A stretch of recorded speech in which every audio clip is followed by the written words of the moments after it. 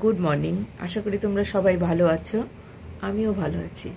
গ্রানাইটটা যে লাগানোর পরে এগুলো স্মুথ করে, এটা কিন্তু আমার জানা ছিল না।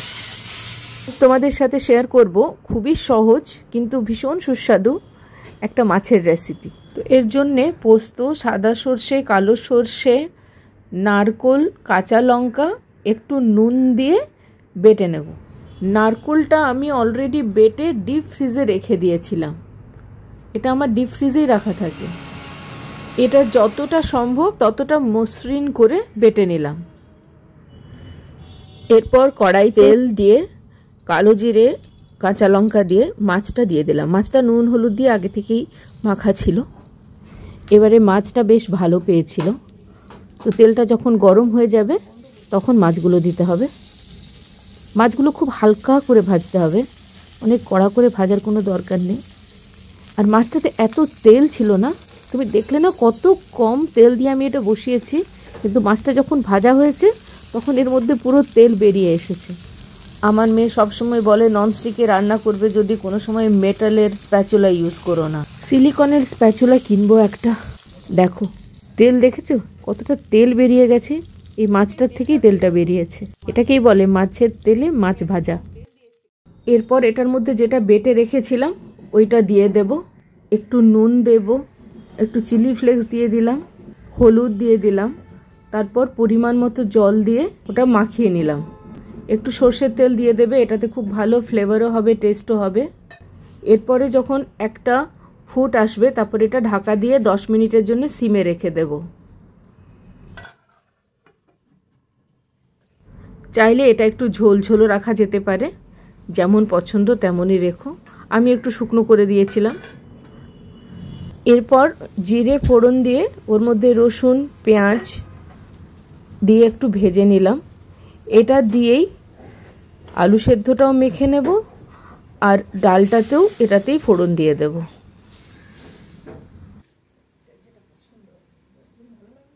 এই ধনেপাতা দিয়ে দিলাম। ধনেপাতা যেহেতু আছে বাড়িতে, সবসময় থাকে না, মানে নষ্ট হয়ে যায় খুব। আর এই যে আজকের খাওয়া।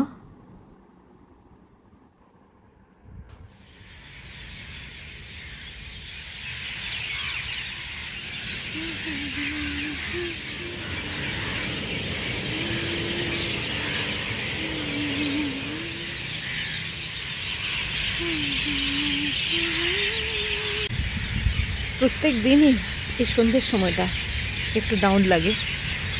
এক্স্যাক্ট কী কারণ আছে বলতে পারবো না। হয়তো এইটা মনে হয় যে আরেকটা দিন শেষ হয়ে গেল, এমনিভাবেই শেষ হয়ে গেল, কিছুই হলো না। একবার বিগ বাজারে যাব আজ। বিগ বাজার নয়, স্মার্ট বাজার, কিন্তু বিগ বাজার বলার হ্যাবিটটা থেকে গেছে। তো অনেক কিছুই আনতে হবে, বেসিক জিনিস, চাল ডাল, সবজি, ফল, এইসব। তো একবার গিয়ে নিয়ে আসবো। একটু বেরোনো হবে ঘর থেকে, তো আদারওয়াইজ বেরোই না।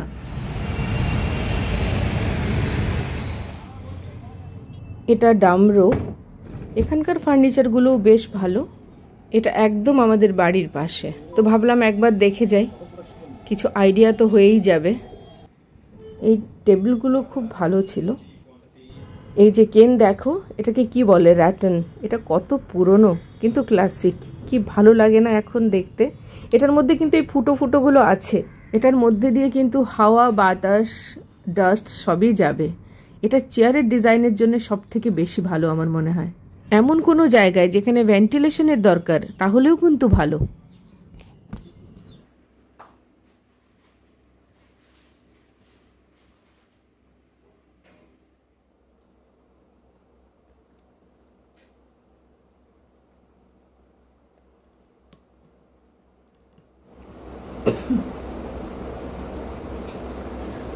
This is the ultimate comfort food. বাড়িতে থাকলে রোজ খাই, বাড়ি মানে মা বাবার কাছে থাকলে। এখানে ভুলে যাই, মা মুড়ি দিয়েও দিয়েছে। ওই মুড়িটা কলকাতায় পাওয়া যায় না, যেটা মানবাজারে পাওয়া যায় না, অত ভালো মুড়ি কলকাতায় পাওয়া যায় না। কিন্তু ভুলেই যাই, খেতে মনে থাকে না। ওখানে গেলে কিন্তু মুড়ি খাবোই, একবার তো মুড়ি খাবোই। ঝালমুড়ি নয়, এরকম করে মেখে মুড়ি, এটা আমাদের স্পেশাল। ধোসার জন্যে ডাল 1 কাপ, পিউলির ডাল আর চাল, আতপ চাল, এটা মোটা আতপ চাল হলে সব থেকে ভালো হয়। 3 কাপ, মোটা তো আমি পেলাম না। এখানে কি যেন একটা ভোগ নিয়ে আসলাম আর কি, গোবিন্দভোগ নয়, অন্য কোনো ভোগ একটা। আর এটাতে দিয়ে দিলাম মেথি। এরপর এটাকে খুব ভালো করে ধুয়ে জলটা যখন ক্লিয়ার হয়ে যাবে তখন ওটা জল দিয়ে ভিজিয়ে আজ পুরো রাত্রের মতো রেখে দেব। এবারে দেখা যাক কাল কি হয়। তোমাদের একটা জিনিস দেখাবো এখন। দেখো, এটা বইটা দেখছো, একদম এনসিইআরটি বইয়ের মতো দেখতে। আমি সকালে যখন বইটা আমার সোফাতে রাখা আছে দেখছি, ভাবছি আমার স্কুলের বই কোথা থেকে এলো, কিন্তু না, এটা এনসিইআরটির বই নয়, এটা হচ্ছে টাইলসের ক্যাটালগ। এটা গ্লসি, ম্যাট, আরও নানা রকমের আছে। ফ্লোর টাইলস আলাদা করে দেওয়া আছে, ওয়াল টাইলস আলাদা করে দেওয়া আছে। এই যে এটা ভালো, দেখার জন্য ভালো, যে তোমার সবসময় তো কোথাও গিয়ে দেখাটা একটু মুশকিল হয়, এখান থেকে চুজ করে তারপরে সেটা সেভাবে দোকানে গিয়ে দেখে নিলে একটা আইডিয়া হয়ে যায় যে তুমি কি ধরনের চাইছো, তাই না? কিন্তু এটাতে একটা সমস্যা এই যে আমি তো কাজারিয়া চাইছিলাম, আমার বিশেষ কোনো আইডিয়া নেই, আমরা জীবনেও কোনোদিন এইসব কাজ করেছি কি কিচ্ছু জানি না। তো যাই হোক, শুনেছি কাজারিয়া টাইলস ভালো, তাহলে কাজারিয়া টাইলস ভালো, এই আর কি। তো এটা কি অন্য কোনো একটা কোম্পানির, হয়তো ভালোই হবে। তো সেটাই আর কি, এটা দেখছিলাম, যে এটা থেকে দেখে নিয়ে দেখছি যে কোনোটা পছন্দ হচ্ছে নাকি, তাহলে সেরকম হলে একটা আইডিয়া হয়ে যাবে যে কোনটা থেকে নেব। জিনিস হচ্ছে উল্টো পাল্টা দেখা যাচ্ছে, ল্যাটারাল ইনভার্সন হয়ে গেছে। এই যে এশিয়ান পেইন্টস কালার প্যালেট, দেখো এটা হচ্ছে সমস্ত কালারের শেড কার্ড। এই যে মানে বাঁশ বনে ডোমকানা হওয়ার উপযুক্ত ব্যাপার, এখান থেকে চুজ করা, এরপরে নিজেদের চুজ করতে হবে কোনটা ভালো লাগছে কি লাগছে। তো এবারে দেখি কোনটা পছন্দ হয়। ওটা তো আমার একটা কিছু পছন্দ হয়, তার আবার কিছুক্ষণ পরে আবার ওটা চেঞ্জ হয়ে গিয়ে আবার অন্য কিছু পছন্দ হবে। তো এইটার মধ্যে দেখি এবার, এই যে দেখো এইভাবে শেড কার্ড এটা দেওয়া থাকে, সুন্দর না? খুবই সুন্দর। এই কালারটা দেখো, এই কালারটা না, এই কালারটা আমি আমার বাড়িতে করছি না, এই কালারটা কোনো কারণে আমার হাজব্যান্ড বোঝাতে গিয়ে বলছে যে ওই যে পিঙ্কের সাথে যেটা ব্লু মিশিয়ে যে কালারটা হয় ওইটা, ও কম্পোজিশনটা জানে পার্পলের, কি ওটাতে পিঙ্কের মধ্যে একটু ব্লু মেশালে ওই কালারটা হয়, কিন্তু পার্পল নামটা জানে না, ওর নামটা জানেই না পার্পল। পার্পল বলাতে আমার একটা ঘটনা মনে পড়লো, আমার শ্বশুর বাড়ির ঘটনা। আমার দাদার মানে আমার ভাসুরের একটা পার্পল কালারের সোয়েটার ছিল, আর ওটা আনলাতে রাখা আছে। তো ওটা একজন বলল এই ব্লু কালারের সোয়েটারটা কার, আর দাদা যখন সোয়েটারটা চাইছে কারো থেকে, রেড সোয়েটারটা দিত। তো ভাবো, পিঙ্ক পর্যন্ত কেউ গেল, রেড আর ব্লু এর মধ্যেই ওটা থেকে গেল। তো এটা হয় অনেক সময়, অনেকেই কালারের অত ভ্যারিয়েশনের মধ্যে যায় না, মানে পিঙ্ক, বেবি পিঙ্ক, রানি পিঙ্ক, মভ, ভায়োলেট, পার্পল, মানে হয়তো আরও কিছু আছে যেটা হয়তো আমিও জানি না, হতেই পারে। মানে এখন আরও কত রোজ পিঙ্ক, কত কিছুই তো হয়ে গেছে, সেগুলোর হয়তো আমারও জানা নেই।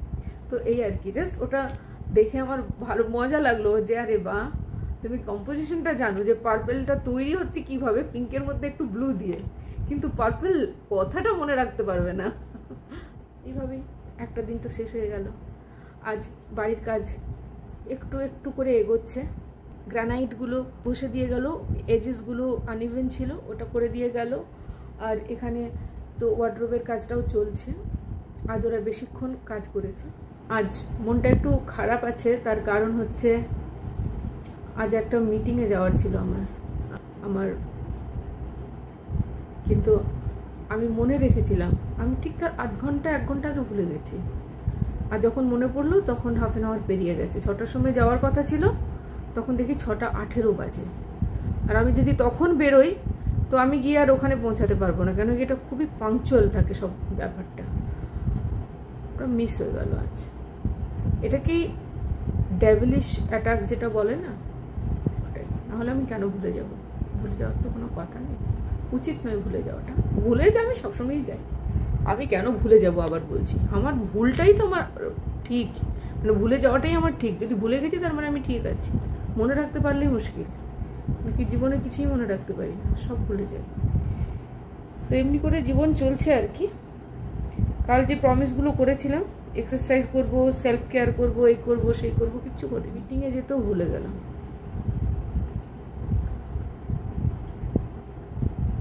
যেদিন শুরু করব বলবো তোমাদের যে হ্যাঁ আমি করতে পেরেছি।